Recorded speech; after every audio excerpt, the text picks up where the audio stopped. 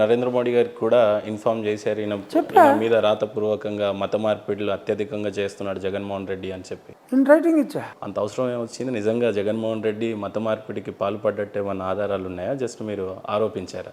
నేను ఆరోపించింది ఏంటంటే మతం జోలికి ప్రభుత్వం వెళ్ళకూడదు. అయోధ్య కేంద్ర ప్రభుత్వం డబ్బులతో కట్టిందా? కాదు కదా, చందాలతో. జనం చందాలే కదా. మరి ఇక్కడ కొన్ని చర్చిలు ప్రభుత్వం డబ్బులతో జీవోలు ఇచ్చారు.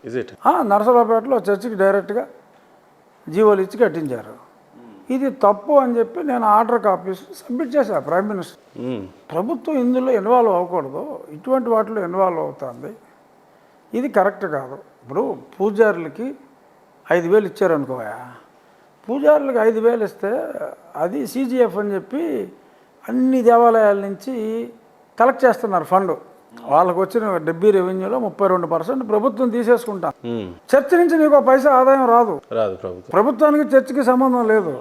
గుళ్ళో నువ్వు డబ్బులు తీసుకుంటున్నావు, తీసుకుని ఆ డబ్బులోంచి నువ్వు ఖర్చు పెడతావు.